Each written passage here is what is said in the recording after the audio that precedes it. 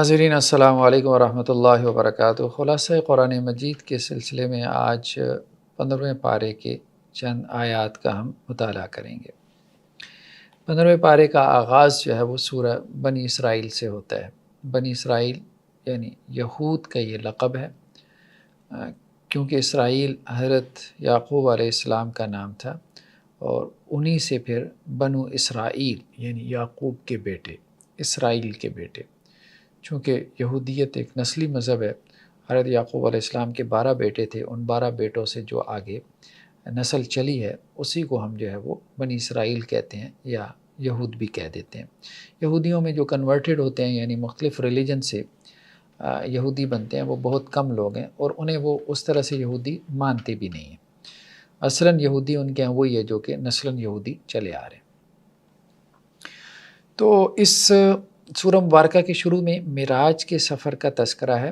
یہ اس کے بارے میں سیرت نگاروں کا اختلاف ہے کہ معراج کا واقعہ کب ہوا۔ عام طور پہ رائے یہی ہے کہ 10 نبوی کے لگ بھگ یہ واقعہ ہوا ہے معراج کا، یعنی نبوت کے 10 سال کے قریب۔ اللہ سبحانہ و تعالیٰ نے نبی کریم صلی اللہ علیہ وسلم کو 2 سفر کروائے۔ ایک سفر تو آپ کا مسجد حرام سے یعنی مکہ مکرمہ سے مسجد اقصیٰ یعنی بیت المقدس یا فلسطین تک تھا۔ دوسرا سفر پھر آپ نے مسجد اقصیٰ سے جو ہے وہ آسمانوں کا کیا۔ تو مسجد اقصیٰ میں آپ نے تمام جو انبیاء کرام تھے ان کی امامت کروائی۔ پھر اس کے بعد براق نامی سواری کے اوپر آپ حضرت جبرائیل علیہ السلام کے ساتھ جو ہے وہ آسمانوں کے اوپر گئے۔ پھر پہلا، دوسرا، تیسرا، چوتھا، پانچواں، چھٹا، ساتواں، 7 آسمانوں کے اوپر مختلف انبیاء کرام سے آپ کی ملاقاتیں ہوئیں۔ پھر سدرۃ المنتہا، اور وہاں سے پھر آگے اللہ سبحانہ و تعالیٰ کے ساتھ ملاقات ہوئی، اور پھر اللہ تعالیٰ نے جو ہے وہ آپ کو کچھ تحائف سے نوازا۔ آپ تحائف کہہ لیں، تحفے کہہ لیں، جن میں سے ایک نماز کا تحفہ ہے جو معراج کی رات دیا گیا۔ شروع میں 50 نمازیں تھیں جو آہستہ آہستہ کم ہو کے پھر 5 نمازیں رہ گئیں۔ اس کے ساتھ ساتھ جو ہے وہ سورہ بقرہ کی آخری 2 آیات وہ بھی اسی موقع پہ دی گئیں۔ پھر یہ اعلان بھی کیا گیا کہ آپ کی امت میں سے جو شرک نہیں کرے گا اس کو اللہ تعالیٰ معاف کر دیں گے۔ یہ بھی ایک طرح سے آپ صلی اللہ علیہ وسلم کے لیے ایک بہت بڑا جو ہے وہ انعام تھا۔ تو قرآن مجید میں یہ جو پہلا حصہ ہے واقعہ معراج کا یا معراج کے سفر کا، یعنی جس میں مسجد حرام سے آپ صلی اللہ علیہ وسلم نے مسجد اقصیٰ تک کا سفر کیا، اس کا تذکرہ یہاں پہ سورہ بنی اسرائیل کے شروع میں ملتا ہے۔ اور جو دوسرا حصہ ہے معراج کے واقعے کا، جہاں آپ نے آسمانوں کی سیر کی، سدرۃ المنتہا وغیرہ، اس کا تذکرہ سورہ نجم میں ملتا ہے۔ تو اللہ سبحانہ و تعالیٰ کہہ رہے ہیں کہ سبحان الذی اسریٰ بعبدہ لیلا من المسجد الحرام الى المسجد الاقصیٰ، بہت ہی بابرکت ہے وہ ذات جو اپنے بندے کو ایک ہی رات میں مسجد حرام سے مسجد اقصیٰ لے گئی۔ اب اس میں بعض لوگوں نے ہمارے ہاں جو ایک ماڈرنسٹ اپروچ رکھتے ہیں، انہوں نے یہ بھی رائے کا اظہار کیا کہ آپ صلی اللہ علیہ وسلم کو معراج کا مشاہدہ تو ہوا ہے لیکن یہ خواب میں تھا۔ اگر ہم اس کو خواب بنا لیں، جیسا کہ آگے ایک آیت آ بھی رہی ہے جس میں رویا کا تذکرہ ہے، رویا بیسیکلی خواب ہی کو نہیں کہتے، لیکن بہرحال وہاں ہم اس پہ گفتگو کریں گے۔ اگر ہم اس کو کہیں کہ یہ خواب میں ہوا ہے یہ سب کچھ، تو پھر یہ کوئی میریکل یا معجزہ اس طرح سے محسوس نہیں ہوتا۔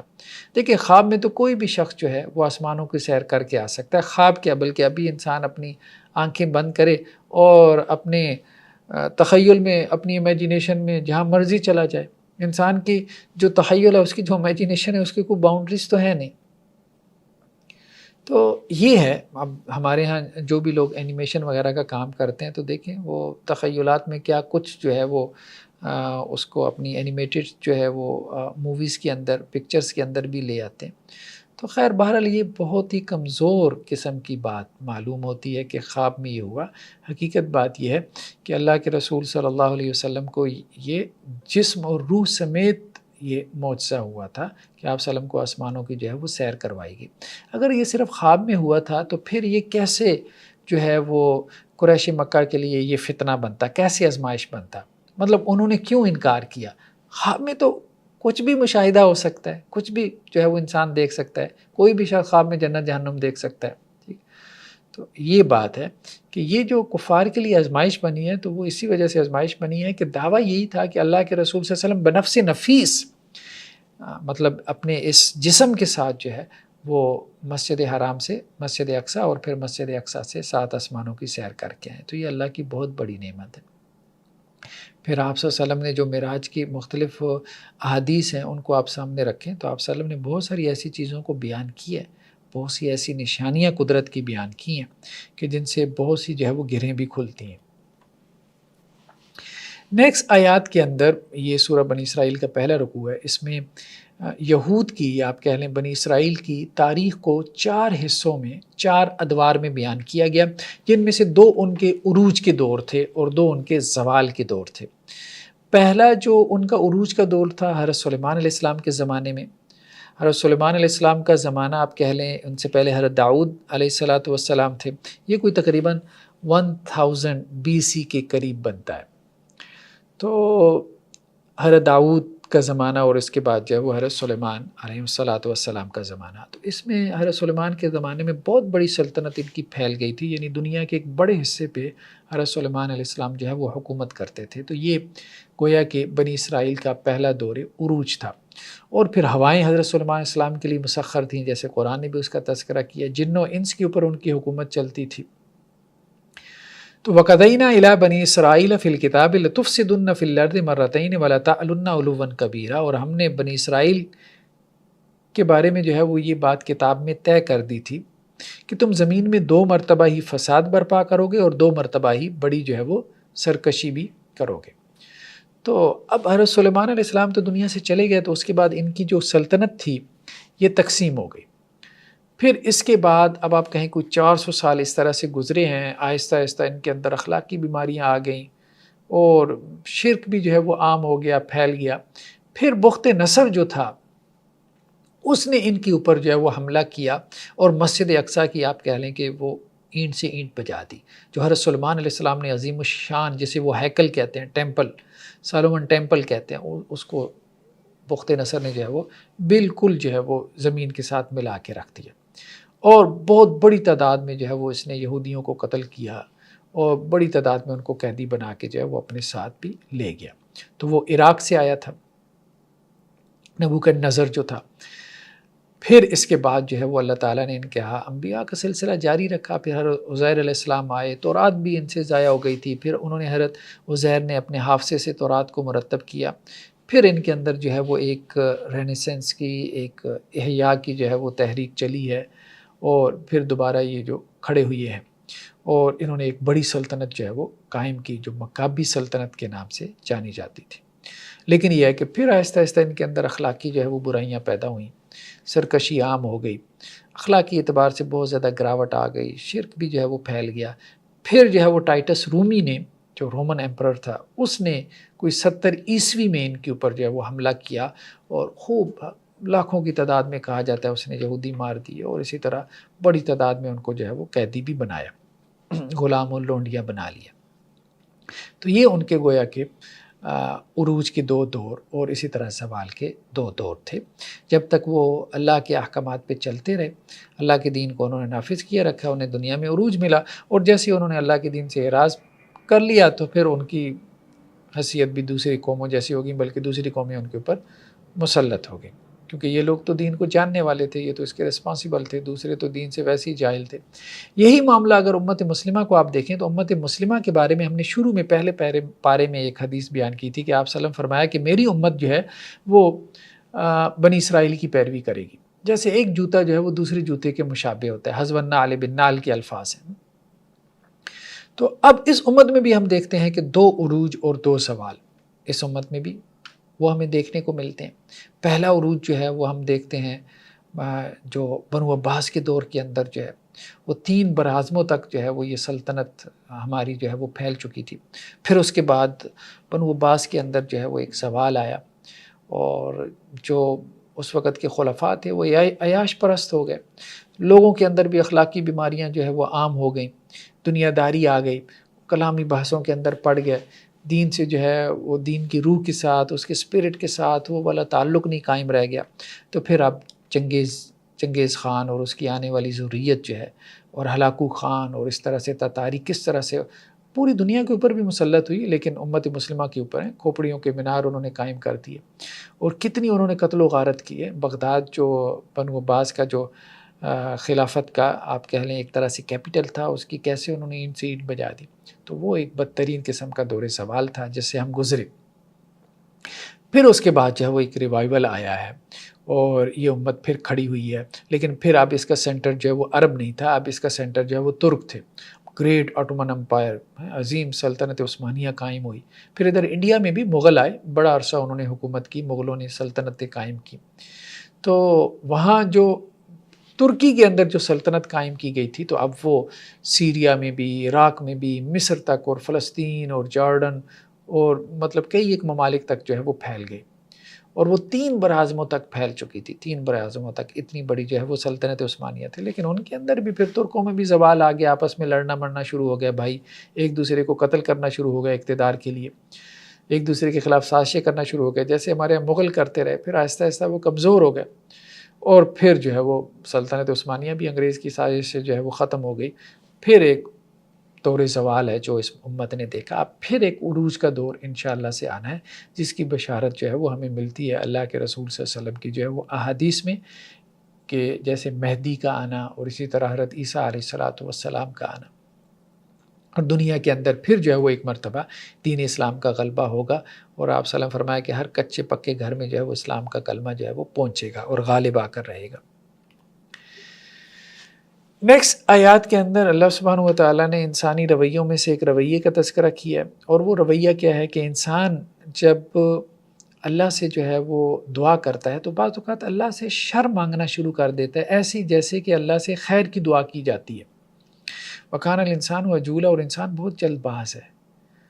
ایک تو ویسے انسان کی فطرت میں جلد بازی بھی ہے، دیکھیں کہ جیسے سڑک پہ آپ ڈرائیو کر رہے ہو تو ہر بندہ جیسے دوسرے کو کٹ مارنے کے چکر میں اور معلوم نہیں کہ اس نے کہیں جو ہے نا کسی ہاسپٹل کے ایمرجنسی وارڈ میں پہنچنا ہو، ٹھیک ہے، یہ صورتحال ہوتی ہے۔ ہر بندہ ہی جو ہے وہ جلدی میں ہے، کہیں بینک کے سامنے لائن لگی ہے تو ایک بندہ جو ہے وہ پیچھے سے آتا ہے اور کراس لگا کے جو ہے نا سب سے آگے گھسنے کی کوشش کرتا ہے۔ تو کہنے کا مقصد یہ ہے کہ ایک تو ویسی انسان کے اندر جلد بازی ہے، اور دوسری چیز جو ہے اس جلد بازی کی وجہ سے انسان بعض اوقات یہ چاہتا ہے کہ یہ چیز مجھے بس مل جائے، اور اس میں بعض اوقات وہ اللہ سے شر مانگنا شروع کر دیتا ہے، یعنی ایک ایسی چیز جو اس کے لیے شر ہے، اچھی نہیں ہے، وہ اس کی اللہ سے دعا کرنا شروع کر دیتا ہے اور اس کے لیے اللہ سے اصرار کرنا شروع کر دیتا ہے۔ تو اللہ سبحانہ و تعالیٰ انسان کو اس طرف متوجہ کر رہے ہیں کہ یہ انسان اپنی جلد بازی کی فطرت کی وجہ سے جو ہے وہ ایسا کرتا ہے۔ اب جلد بازی انسان کے اندر فطری طور پہ موجود ہے، لیکن اللہ نے انسان کو صلاحیت دی ہے کہ وہ اپنی جلد بازی پہ قابو پا سکتا ہے، یعنی اپنے اندر ٹھہراؤ پیدا کر سکتا ہے، انسان اپنے آپ کو مینیج کر سکتا ہے، آرگنائز کر سکتا ہے، یہ سب کیپیسٹی انسان کے اندر موجود ہے۔ تو یہی تو انسان کا امتحان ہے کہ بھئی یہ کمزوریاں، آپ نے اپنی ان کمزوریوں پہ قابو پا کے دکھانا ہے۔ تو یہ معاملہ ہے کہ انسان کو جو ہے وہ اللہ سے شر کی دعا نہیں کرنی چاہیے، یا اللہ سے کوئی ایسی چیز نہیں مانگنی چاہیے کہ جو انسان کے لیے شر کا باعث ہو۔ بعض اوقات ہوتا ہے، اب جیسے دیکھیں بچوں کو جوانی میں جو ہے وہ کوئی اٹیچمنٹ ہو جاتی ہے، فیلیشن ہو جاتی ہے، تعلق قائم ہو گیا، اب والدین سمجھا رہے ہیں اپنی بیٹی کو، نہیں میں نے وہاں ہی شادی کرنی ہے۔ بہت دفعہ ٹھیک ہے، وہ بیٹی بھی ٹھیک کہتی ہوگی، وہ رشتہ مناسب ہوتا ہوگا، والدین بے جا جو ہے وہ کہہ رہے ہوں گے، لیکن بعض دفعہ ایسا بھی تو ہوتا ہے، عین ممکن ہے کہ ایسا ہوگا، ہر دفعہ تو بیٹی ٹھیک نہیں ہوگی، بعض دفعہ والدین بھی ٹھیک ہوں گے۔ اب اس میں جو ہے وہ بیٹی جو ہے وہ ایسی جگہ رشتے کے لیے اصرار کر رہی ہے، وہ لڑکا جو ہے وہ بالکل چال باز قسم کا ہے، بالکل نکما ہے، نکھٹو ہے، یا جو ہے وہ ڈرگ ایڈکٹ ہے۔ اب وہ اس نے کسی طرح سے جو اپنی باتوں میں پھانس لیا ہے، اب گھر والے شادی نہیں کر رہے، اب ایسے میں جو ہے وہ اس کو یہ ہے کہ جی میری یہاں پہ ہو ہی ہو، اور اب اس کے لیے جو ہے وہ مطلب نظر مانی جا رہی ہے، اس کے لیے جو ہے وہ بہت سی جو ہے وہ نیکیاں کی جا رہی ہیں کہ یہ ہو جائے وہ ہو جائے، حالانکہ ہو سکتا ہے کہ بعض اوقات انسان کے لیے وہ فیصلہ بہتر نہ ہو، انسان کے حق میں وہ اچھا نہ ہو۔ تو اس لیے انسان کو اللہ سے اسی طرح سے مانگنا چاہیے، اللہ اگر میرے حق میں اچھا ہے تو مجھے دے دے، اگر نہیں ہے تو مجھے اس سے دور کر دے۔ نیکسٹ آیات میں اللہ سبحانہ و تعالیٰ یہ بات بیان کر رہے ہیں کہ دنیا اور آخرت کے جو طلبگار ہیں ان کا انجام، یعنی کچھ لوگ ایسے ہیں کہ جو دنیا کے طلبگار ہیں، دنیا چاہتے ہیں، بس انہیں دنیا کسی طرح سے مل جائے، آخرت کی طرف دھیان ہی نہیں ہے، اور آخرت چاہیے بھی نہیں، اور آخرت کی کوئی اہمیت بھی نہیں ہے۔ تو جس کے سامنے آخرت کی اہمیت نہیں ہے، اللہ اسے کیوں آخرت دے گا؟ تو فرمایا جو کوئی عاجلہ چاہتا ہے، عاجلہ اجلت سے ہے، جو جلدی مل جاتی ہے، دنیا انسان اس لیے چاہتا ہے کہ جلدی مل جاتی ہے، آخرت کا مطلب یہ ہے کہ آخرت میں جس کا آخر یعنی بعد میں جس کا جو ہے وہ ریوارڈ ملے گا۔ اب انسان کا معاملہ یہی ہے کہ اگر اسے کہا جائے کہ ہاں بھائی فوراً اگر لینا چاہتے ہو تو 1000 ملے گا اور سال بعد جو ہے وہ تم کو 10,000 ملے گا، تو وہ کہے گا نہیں فوراً دے دو، بس 1000 دے دو، ٹھیک ہے۔ تو انسان کی جو ہے وہ مزاج میں عجلت ہے، تو اس لیے دنیا کا ریوارڈ چونکہ جلدی مل جاتا ہے تو اس لیے انسان جو ہے وہ دنیا چاہتا ہے۔ اللہ تعالیٰ کہہ رہے ہیں کہ جو دنیا چاہتا ہے، دنیا میں ریوارڈ چاہتا ہے تو ہم اس کو دنیا میں دے دیتے ہیں، لیکن یہ بات ذہن میں رکھو کہ دنیا ہم اس کو دیتے ہیں جس کو ہم چاہتے ہیں، اور جتنی چاہتے ہیں اتنی دیتے ہیں، یہ نہیں کہ جتنی وہ چاہے گا اتنی دے دی، نہیں۔ مانگنے والے تو بہت ہیں دنیا، اللہ تعالیٰ کہتے ہیں کسی کو ہم نے دے دی، کسی کو نہیں دی، اور کسی نے جتنی مانگی تھی اس کو جتنی ہماری مرضی تھی اتنی دے دی۔ لیکن اگر یہ آخرت کا امیدوار نہیں ہے، آخرت کا یہ امیدوار نہیں ہے، تو پھر ہم نے اس کے لیے جہنم تیار کر رکھی ہے۔ یعنی کیا مطلب تمہارے نزدیک، تمہاری نظر میں صرف دنیا کی حیثیت ہے، اللہ نے تمہیں آخرت کے لیے پیدا کیا، اور اللہ تعالیٰ نے پورا قرآن جو ہے وہ آخرت کی تیاری کے حوالے سے جو ہے وہ بھر دیا، اور تمہاری آخرت کی طرف کوئی توجہ ہی نہیں، مطلب تمہیں کوئی کنسرن ہی نہیں ہے، ملتی ہے نہیں ملتی، کوئی اللہ سے کبھی دعا بھی نہیں کی۔ ومن اراد الآخرۃ وسعی لها سعیہا وہو مؤمن، ہاں اور جو آخرت چاہتا ہے اور اس کے لیے کوشش بھی کرتا ہے اور وہ مومن بھی ہو، یہ بھی شرط ہے کہ مومن ہو، مومن ایمان لانے کے بعد پھر آخرت کے لیے ایفرٹ کرے، کوشش کرے، تو اس کی کوشش کی قدر کی جائے گی، اسے اللہ تعالیٰ آخرت دیں گے۔ دنیا کا پرنسپل یہ ہے کہ جو دنیا چاہتا ہے ضروری نہیں اللہ اس کو دے، کبھی دے دیتا ہے، کبھی اللہ تعالیٰ نہیں دیتا، اور آخرت کا کہ جو آخرت کے لیے کوشش کرے گا اللہ تعالیٰ اس کا بدلہ اس کو دیں گے، لازماً دیں گے۔ جیسا کہ اللہ کے رسول صلی اللہ علیہ وسلم کی حدیث ہے کہ جب بندہ ایک مرتبہ سبحان اللہ کہتا ہے تو اللہ تعالیٰ اس کے لیے جنت میں ایک درخت لگا دیتے ہیں جس کے نیچے عربی نسل کا گھوڑا 80 سال تک دوڑتا رہے تو اس درخت کا سایہ ختم نہ ہو۔ یعنی آخرت کی اعتبار سے اگر اس نے سبحان اللہ کہا تو اس کا اجر محفوظ ہو گیا، اور دنیا کے لیے بعض اوقات وہ پی ایچ ڈی کر لے گا لیکن جاب ملے گی نہیں ملتی۔ ہم یہ نہیں کہہ رہے کہ نہ پی ایچ ڈی کرے، لیکن ہم کہہ رہے ہیں کہ بعض اوقات انسان بزنس جو ہے کوئی کھڑا کرنا چاہتا ہے، ملینز جو ہے اس میں لگا دیتا ہے لیکن بزنس کھڑا نہیں ہوتا ہے، نقصان ہو جاتا ہے۔ تو دنیا کے لیے انسان محنت کرتا ہے لیکن ضروری نہیں دنیا مل جائے، ٹھیک ہے، بعض اوقات مل جاتی ہے، بعض اوقات نہیں ملتی۔ سکسیس سٹوریز بھی ہیں ہماری سوسائٹی کی ہیں، وہی تو اللہ تعالیٰ کہہ رہے ہیں کہ ہم دے دیتے ہیں لیکن جس کو چاہتے ہیں اور جتنی چاہتے ہیں دے دیتے ہیں۔ امیزون پہ بیٹھے ہیں، آن لائن شاپنگ کر رہے ہیں اور بیٹھے بٹھائے جو ہے گھر بیٹھے بٹھائے جو ہے وہ ملینز یا کروڑوں کما لیے، ٹھیک ہے، اللہ تعالیٰ دے دیتے ہیں، لیکن ان کو بھی اللہ تعالیٰ متوجہ کریں کہ آخرت بھی مانگا کرو، آخرت بھی چاہو، اصل مقصود آخرت کو بناؤ، باقی دنیا ٹھیک ہے استعمال کی چیز ہے، استعمال کرتے رہو، لیکن جو آخرت کے لیے ذرا سی بھی سعی اور کوشش کرتا ہے، ایک دفعہ سبحان اللہ بھی کہتا ہے، وہ کبھی ضائع نہیں ہوتا۔ دنیا کی محنت ضائع ہو سکتی ہے، آخرت کے لیے کی ہوئی محنت ضائع نہیں ہوگی۔ یہ اللہ نے کمپیریزن کیا ہے اس محنت میں جو دنیا کے لیے کی جاتی ہے اور وہ جو کہ آخرت کے لیے کی جاتی ہے۔ نیکسٹ آیات جو ہیں یہ 2 رکوع ہیں سورہ بنی اسرائیل کے، تیسرا اور چوتھا رکوع۔ اس میں جو احکامات بیان ہوئی ہیں ان کو احکام عشرہ بھی کہتے ہیں، 10 کمانڈمنٹس، 10 احکامات ہیں۔ یہ پچھلی کتابوں میں بھی ان کا تذکرہ ملتا ہے، بلکہ آج بھی آپ تورات جو ہے کتاب مقدس اردو کا ترجمہ آپ اس کا کھولیں، اگر انگریزی ورژن آپ اس کا کھولیں اس میں دیکھیں تو یہ احکامات آپ کو آج بھی مل جائیں گے۔ تو یہ کیا احکامات تھے؟ سب سے پہلے اللہ کے ساتھ شرک نہیں کرنا، دوسرا والدین کے ساتھ حسن سلوک کرنا، وَقَضَىٰ رَبُّكَ أَلَّا تَعْبُدُوا إِلَّا إِيَّاهُ، آپ کے رب نے یہ فیصلہ کر دیا اللہ کے علاوہ کسی کی عبادت نہیں ہوگی، اللہ کے ساتھ شرک نہیں کرو گے۔ آدم علیہ السلام سے لے کے نبی کریم صلی اللہ علیہ وسلم تک تمام نبیوں نے شرک سے منع کیا، تمام نبیوں نے شرک سے منع کیا اور توحید کی دعوت دی۔ وَبِالْوَالِدَيْنِ إِحْسَانًا، تو اللہ کا سب سے بڑا حق کیا ہے؟ اللہ کے ساتھ کسی کو پارٹنر نہ بناؤ، اللہ کے ساتھ کسی کو شریک نہ ٹھہراؤ، یعنی اللہ کے اسماء میں، اللہ کی صفات میں، اللہ کے اختیارات میں، اللہ کے افعال میں جو کام اللہ کر سکتا ہے آپ کہیں کہ جی وہ فلاں بھی کر سکتا ہے، جو اللہ کی صفات ہیں وہ فلاں کے اندر بھی ہیں، یہ اللہ کے ساتھ شریک ٹھہرانا ہے۔ تو اللہ کا سب سے بڑا حق یہ ہے کہ وہ جو ہے وہ آپ کا جو ہے وہ خالق ہے، آپ کا کریٹر ہے، اس کے برابر کسی کو نہ قرار دو۔ باپ تو انسان کا ایک ہی ہوتا ہے نا، آپ کسی اور کو باپ بنا لے تو باپ کو تکلیف ہوگی نا، ٹھیک ہے۔ تو یہی ہے کہ اللہ سبحانہ و تعالیٰ خالق ایک ہی ہے، کریٹر ایک ہی ہے، تو اللہ کے ساتھ کسی اور کو جو ہے وہ اس طرح سے اللہ کے برابر کھڑا کر دے تو یہ چیز جو ہے وہ اللہ کو برداشت نہیں۔ وَبِالْوَالِدَيْنِ إِحْسَانًا، اور والدین کے ساتھ احسان، والدین کے ساتھ جو ہے وہ حسن سلوک کرنا۔ اما یبلغن عندک الکبر احدہما او کلاہما فلا تقل لہما اف ولا تنہرہما. دیکھو اگر والدین میں سے کوئی ایک بوڑھا ہو جائے تمہاری زندگی میں تو انہیں اف تک مت کہنا، یعنی ان کو ڈانٹ ڈپٹ کرنا، ان کو گالم گلوچ کرنا، یا بعض بدبخت تو ایسے بھی ہوتے ہیں کہ ہاتھ بھی اٹھا لیتے ہیں، والدین کو گھر سے نکال دیتے ہیں، انہیں اف تک بھی مت کہنا. ولا تنہرہما، اور انہیں جھڑکنا بھی نہ. بعض اوقات ہوتا ہے بڑھاپے کی وجہ سے وہ ایسی خواہشات کرنا شروع ہو جاتے ہیں جو پوری نہیں کی جا سکتی، یا ان کے مزاج میں چڑچڑا پن آ جاتا ہے. انسان جب بوڑھا ہوتا ہے تو پھر بچپنے کی طرف لوٹ آتا ہے، تو ایسے میں ان کو برداشت کرنا. یہی تو ان کے ساتھ حسن سلوک ہے. والدین کے ساتھ حسن سلوک کا مطلب کیا ہے؟ کہ ان کی اچھی بری برداشت کرنا، اس کو برداشت کرنا. اب انسان کہیں نہیں وہ میرے ساتھ اچھا نہیں کرتے، اچھا نہیں کرتے تو تبھی تو کہا گیا کہ حسن سلوک کرو. اگر وہ اچھا کر رہے ہیں تم بھی اچھا کر رہے ہو تو تمہاری کہاں پہ آزمائش ہے؟ پھر کون سا حسن سلوک ہے؟ وہ تو عدلے کا بدلہ ہے. تو والدین کے ساتھ احسان کرنا، احسان اسی کا تو نام ہے.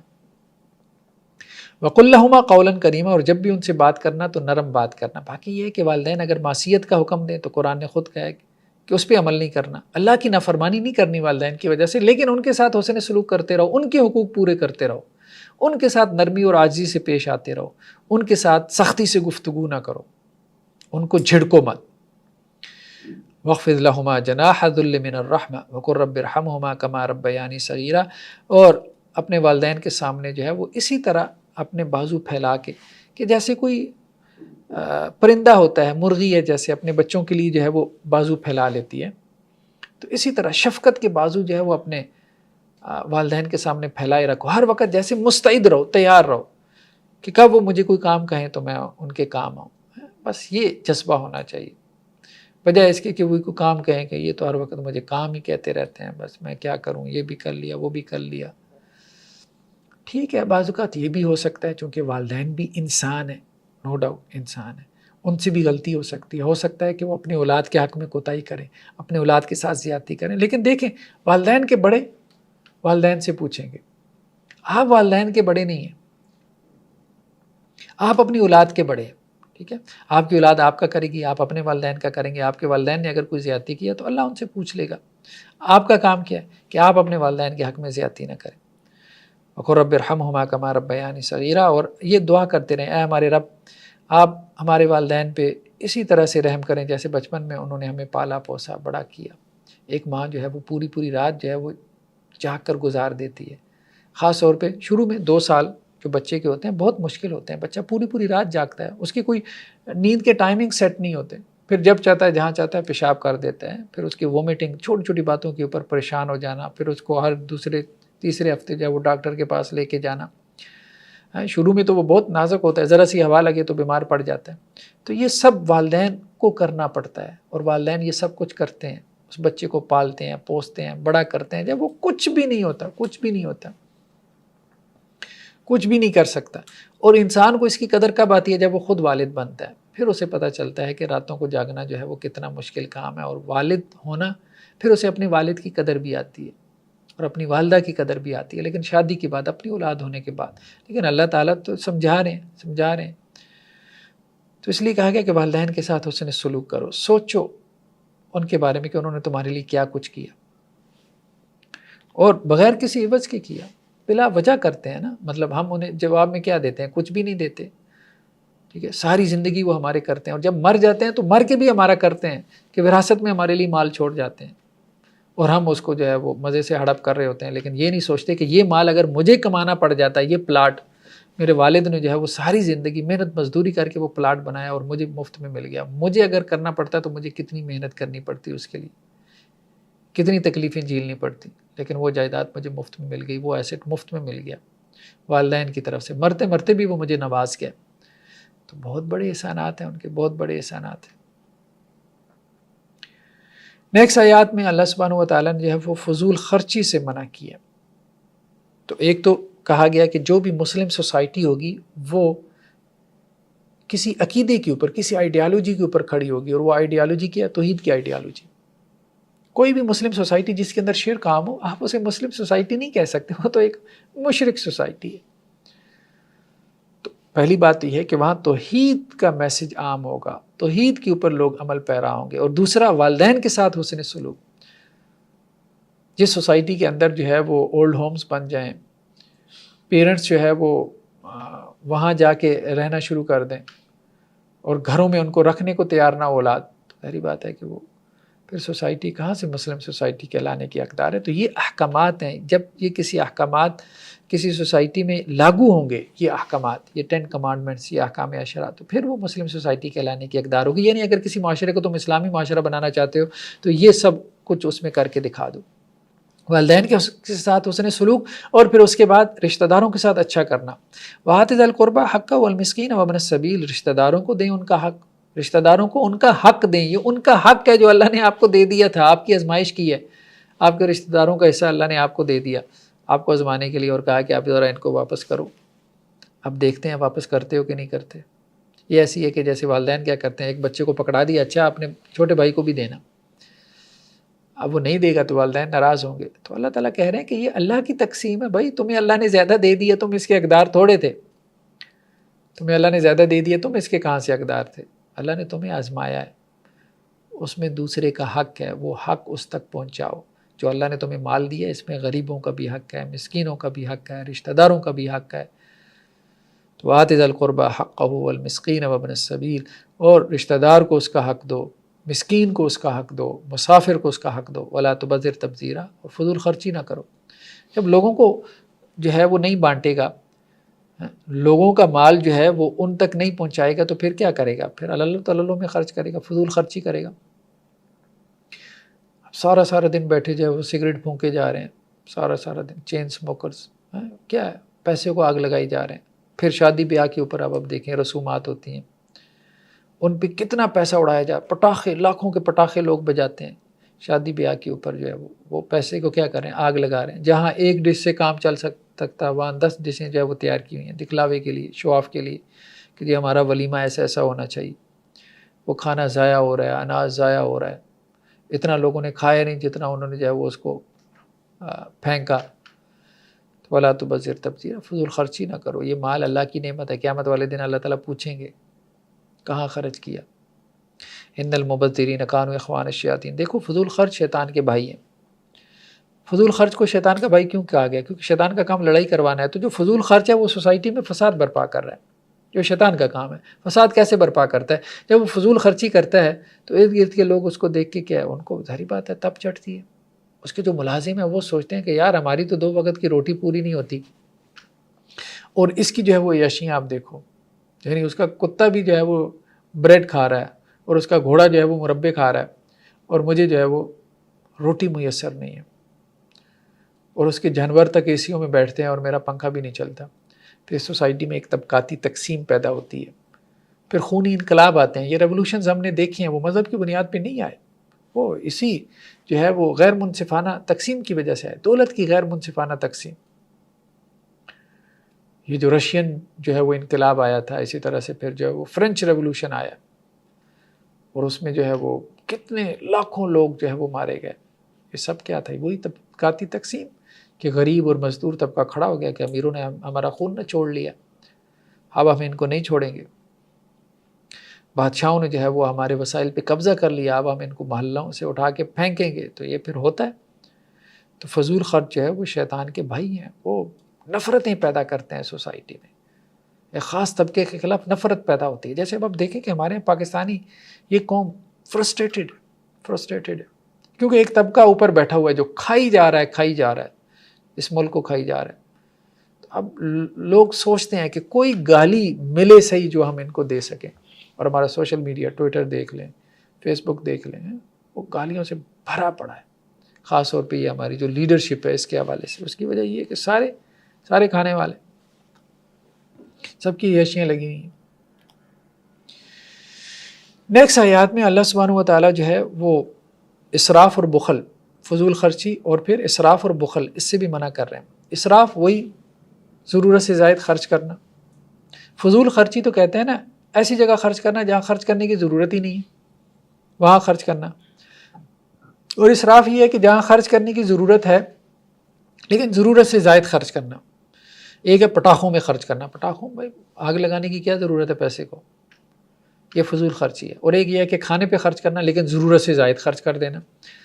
ٹھیک ہے، آپ نے 1 پلیٹ کھانی تھی، آپ نے 10 پلیٹیں منگوا لی، سارا کھانا ضائع چلا گیا۔ تو اسراف سے بھی منع کیا گیا کہ اسراف نہیں کرنا۔ اور دوسرا بخل اور کنجوسی سے بھی منع کیا گیا۔ یہ بھی نہیں ہے کہ جی انسان جو ہے نا وہ اب اتنا کنجوس بن جائے، اپنے اوپر بھی خرچ نہ کرے، اپنی بیوی بچوں پہ بھی خرچ نہ کرے، یہ بھی نہیں ہے، یہ بھی ٹھیک رویہ نہیں ہے۔ تو کنجوسی بھی جو ہے وہ پسندیدہ نہیں ہے، یہ بھی پسندیدہ نہیں ہے۔ تو قرآن یہ کہہ رہا ہے کہ وَلَا تَجْعَلْ يَدَكَ مَغْلُولَةً إِلَىٰ عُنُقِكَ، اپنا ہاتھ جو ہے نا وہ اپنی گردن کے ساتھ نہ باندھ لیں کہ بالکل اب ہاتھ کھولنا ہی نہیں ہے، ٹھیک ہے۔ وَلَا تَبْسُطْهَا كُلَّ الْبَسْطِ، اور نہ ہی اپنے ہاتھ کو بالکل کھلا چھوڑ دیں، فَتَقْعُدَ مَلُومًا مَحْسُورًا، اور ایسا نہ ہو کہ پھر بعد میں جو ہے وہ اپنے آپ کو ملامت کرتا رہے، انسان تھک ہار کے بیٹھ جائے۔ تو جو اسراف کرنے والا ہے وہ کیا کرے گا کہ مثال کے طور پہ کسی شخص کی آمدن جو ہے وہ 30,000 ہے، اب وہ مہینے کے شروع میں جو ہے وہ 25,000 جو ہے وہ لگا دیتا ہے، مطلب کوئی نیا موبائل لے لیتا ہے، اب 5,000 میں جو ہے وہ گھر کا خرچہ کیسے چلائے گا؟ نہیں چلا پائے گا نا۔ تو اب مہینے کے آخر میں کیا کرے گا؟ ادھر سے ادھار مانگ، ادھر سے ادھار مانگ۔ تو اپنی جیب دیکھ کے خرچ کرو، اسراف نہ کرو۔ اس کا مطلب کیا؟ اپنی جیب دیکھ کے خرچ کرو۔ بھائی آپ کی تنخواہ اگر 40,000 ہے تو آپ 30,000 کا مکان کیوں کرائے پہ لیتے ہیں؟ آپ 15,000 کا مکان کرائے پہ لے لیں۔ آپ کی تنخواہ اگر 20,000 ہے تو آپ نے 10,000 والے اسکول میں ضرور اپنے بچوں کو ڈالنا ہے، آپ 2,000 والے اسکول میں اپنے بچوں کو ڈال لیں کسی، ٹھیک ہے۔ تو یہ ہے کہ انسان کو اپنی جیب کے حساب سے جو ہے وہ اپنے اخراجات کو رکھنا چاہیے، ورنہ تو دوسروں سے مانگتا پھرے گا، پھر ہر مہینے کے آخر میں مانگتا پھرے گا۔ تو یہ اسراف نہیں کرنا، اور دوسرا کنجوسی بھی نہیں کرنی۔ اللہ تعالیٰ نے اگر دیا تو اب اس کا مطلب یہ نہیں کہ اپنے اوپر نہ لگائے، کنجوسی اختیار کرے۔ مطلب اب لاکھوں کا جو ہے وہ بینک بیلنس ہو، لیکن اپنی حالت ایسی بنائی ہوئی ہے کہ انسان اس کی حالت دیکھ کے کہے کہ یار اس کو تو کوئی زکوٰۃ لگتی ہے، اس کو تو زکوٰۃ دے دینی چاہیے، ایسی مسکینوں والی صورتحال اور ایسے کپڑے، یہ بھی نہیں ہونا چاہیے۔ اللہ سبحانہ و تعالیٰ کو پسند ہے، اللہ نے اگر دیا ہے تو اس کی جو آثار ہیں اللہ کی نعمتوں کے وہ ہمارے اوپر نظر آئیں، تاکہ پتہ چلے کہ بندے کے اوپر اللہ کی نعمت ہے۔ نیکسٹ آیات میں اللہ سبحانہ و تعالیٰ نے وعدہ پورا کرنے کا حکم دیا، فرمایا وَأَوْفُوا بِالْعَهْدِ إِنَّ الْعَهْدَ كَانَ مسئولا، وعدہ پورا کرو، وعدے کے بارے میں سوال ہوگا، یہ جو ہم کمٹمنٹ کر لیتے ہیں، اور وعدہ ضروری نہیں کہ ہم وعدے کے الفاظ بولیں کہ بھئی میں وعدہ کر رہا ہوں، نہیں، بس حالات کے تحت ایک کمٹمنٹ ہے آپ کی، انڈرسٹوڈ ہے کہ آپ کی کمٹمنٹ ہے۔ اچھا میں فلاں وقت آپ کو ملنے کے لیے آؤں گا، ٹھیک ہے جی آپ مجھے کل مغرب کے بعد ملنے کے لیے آ جائیں، تو یہ وعدہ ہی ہو گیا، ایک طرح سے وعدے کا لفظ بولنا تو ضروری نہیں ہے۔ اب وہ صاحب آ گئے اور آپ اپنے بچے کو کہتے ہیں کہ جی جا کے بتائیں کہ میں گھر پہ نہیں ہوں، ابا جان گھر پہ نہیں ہوں، تو یہ ٹھیک نہیں ہے، وعدہ پورا کریں۔ ہمارے ہاں لوگ جو ہے نا وہ وعدہ پورا نہیں کرتے، قرآن کہہ رہے ہیں وعدے کے بارے میں پوچھا جائے گا، کسی سے پیسے پکڑ لیے، یار 2,000 دینا، بس کل دیے تمہیں، کل دے، یار ہفتے بعد دے دوں گا، اب وہ بیچارہ 1 مہینے سے منہ تک ہی جا رہا ہے اور آپ اس کے پیسے واپس نہیں کر رہے۔ بھائی آپ واپس نہیں کر سکتے تھے، کم از کم آپ اس کو پہلے بتا دیتے کہ بھائی مہینے بعد واپس کروں گا، 2 مہینے کے لیے مجھے آپ سے یہ قرض چاہیے۔ اس سے کیا ہوگا؟ آپ کا دنیا کا امیج بھی خراب ہوتا ہے نا کہ یار یہ دیکھو بندے نے کمٹمنٹ کی تھی پوری نہیں کی، دنیا کا امیج بھی خراب ہوا۔ اگر آپ کاروباری شخصیت ہیں تو اپنا کاروباری امیج بھی خراب کریں گے، اور آخرت کے اعتبار سے بھی کہ اللہ کی نظر میں بھی جو ہے وہ یہ اچھا نہیں ہے، کمٹمنٹ پوری نہیں کی۔ تو وعدہ پورا کرنا چاہیے۔ وَأَوْفُوا الْكَيْلَ إِذَا كِلْتُمْ وَزِنُوا بِالْقِسْطَاسِ الْمُسْتَقِيمِ، اور اپنا ماپ پورا کرو، جب بھی ماپو اور سیدھی ڈنڈی کے ساتھ تولو۔ کپڑا جب ماپنا ہے تو پورا ماپنا ہے، جب تولنا ہے تو پورا تول کر دینا ہے، یہ بہت ضروری ہے، ٹھیک ہے۔ پچھلی قوموں میں یہ عام تھا، اب خیر ہمارے ہاں ماپ تول میں بھی کمی بیشی جو ہے وہ ہو جاتی ہے، لیکن یہ ہے کہ زیادہ جو کمی بیشی کی جاتی ہے وہ ملاوٹ کے ذریعے سے کی جاتی ہے۔ تو بہرحال یہ ساری چیزیں ایسی ہیں جو سوسائٹی کے اندر بگاڑ پیدا کرتی ہیں۔ تو اللہ تعالیٰ نے یہ احکامات دیے ہیں، فضول خرچی نہیں کرنی، اسراف نہیں کرنا، کنجوسی اختیار نہیں کرنی، بلکہ خرچ کرنا ہے۔ تو یہ سارے احکامات ہیں جس کی وجہ سے ایک بڑے بیلنس وے میں سرکولیشن آف ویلتھ ہوگی سوسائٹی میں، اور سارے طبقات کے اندر کسی درجے میں جو ہے وہ خوشحالی آئے گی اور پاورٹی ختم ہوگی۔ پھر کمٹمنٹس کو پورا کرنا ہے، ایسے جو ٹرانزیکشنز ہوں گی ان میں بہتری آئے گی۔ پھر ماپ تول اس کو پورا رکھنا ہے، اس میں عدل کرنا ہے، تو اس میں مارکیٹ میں تیزی آئے گی، مندی کا رجحان نہیں آئے گا۔ جب سب بھی ایک دوسرے کو فراڈ اور داہ لگانے کے چکر میں ہوں گے تو ظاہری بات ہے کہ مارکیٹ بیٹھ جائے گی، نہیں چلے گی۔ نیکسٹ آیات میں اللہ سبحانہ و تعالیٰ یہ کہہ رہے ہیں کہ جب بھی تم نے کوئی موقف اختیار کرنا ہے تو دلیل کی بنیاد پہ، دلیل کے بغیر کوئی موقف نہیں اختیار کرنا۔ فرمایا ان السمع والبصر والفؤاد کل اولئک کان عنہ مسئولا، انسان کی سماعت، انسان کی آنکھیں، انسان کا دل، دماغ، ان سب چیزوں کے بارے میں اللہ تعالیٰ سوال کریں گے۔ اللہ نے تمہیں کان سننے کے لیے دیے ہیں تو حق بات کو سنو، آنکھیں دیکھنے کے لیے دی ہیں تو پڑھو، بھائی ریفرنس دیکھو، پوچھو کہاں پر ہے اس کو پڑھو، دماغ دیا ہے سوچنے کے لیے، سوچو، دل کو استعمال کرو۔ ہر چیز کے بارے میں اللہ تعالیٰ سوال کریں گے کہ ان کو کیوں نہیں استعمال کیا، خاص طور پہ یہ صلاحیتیں تم نے دین کے لیے کیوں نہیں استعمال کی۔ تو اپنے موقف کی بنیاد جو ہے وہ علم کے اوپر رکھو، دلیل کے اوپر رکھو، بلا وجہ بلائنڈ فالوئنگ، بات سنی اور سنی سنائی باتوں کے پیچھے چل پڑنا، جیسے کہ ایک ہجوم کا رویہ ہوتا ہے، وہ رویہ عام طور پہ جو ہے وہ معاشروں میں پیدا ہو جاتا ہے، بھائی اس سے بچ کے رہو، وہ نہیں کرنا۔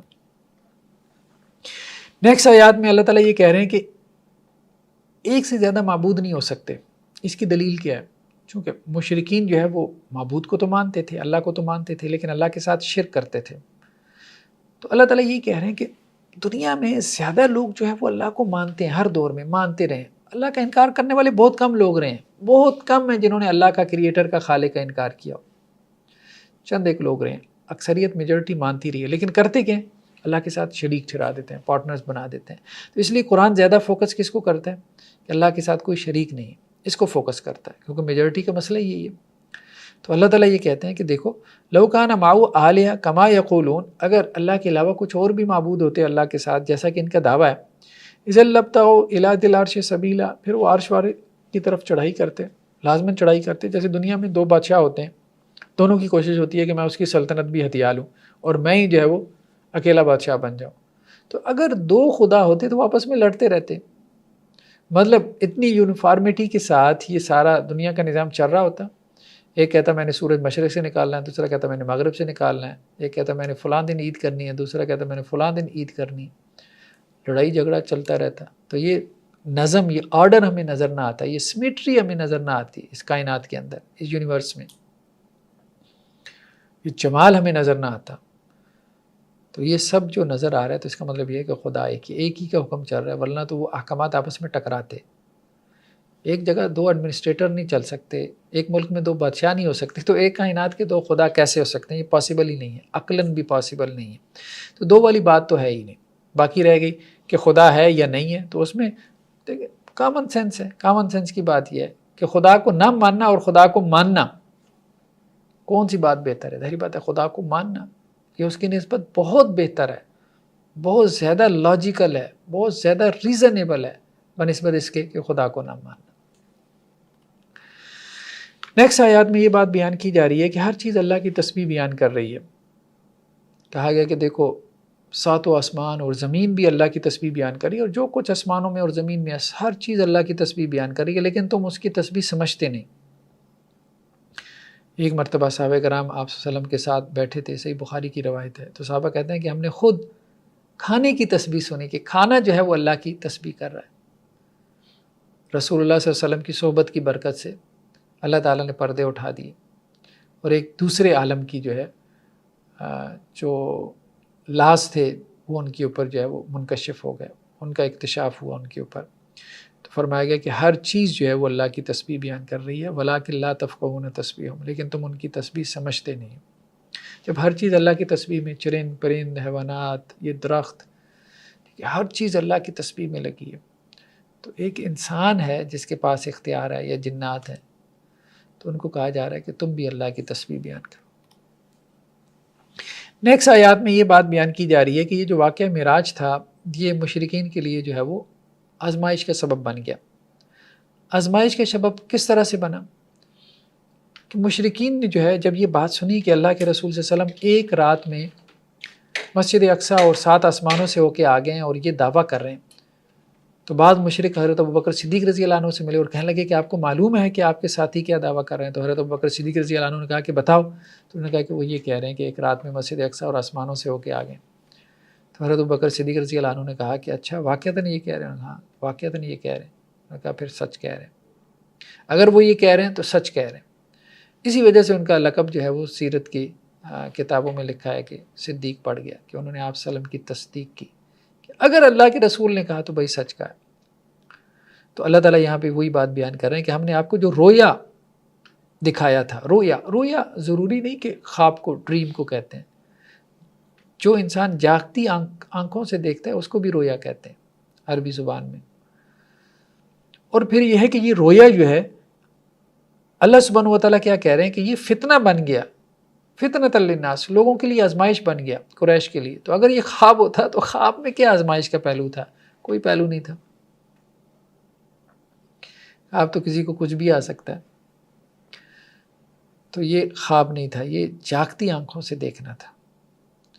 وَالشَّجَرَةَ الْمَلْعُونَةَ فِي الْقُرْآنِ، اور اسی طرح ملعون درخت جس کا تذکرہ قرآن میں ہے، یعنی تھور کا درخت، اس کا تذکرہ بھی مشرکین کے لیے آزمائش بن گیا۔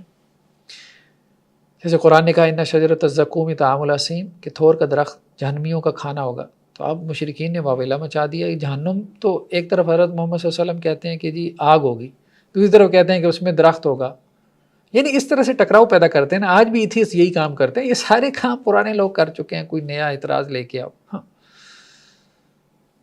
وہی گھسے پیٹے جو ہے وہ سوالات اور اعتراضات بار بار، جن کی چغالی جو ہے وہ پرانے زمانے میں عیسائی کرتے رہے، اورینٹلسٹ کرتے رہے، آج کل کے ایتھیسٹ جو ہے وہ ان کی چغالی کرتے رہتے ہیں۔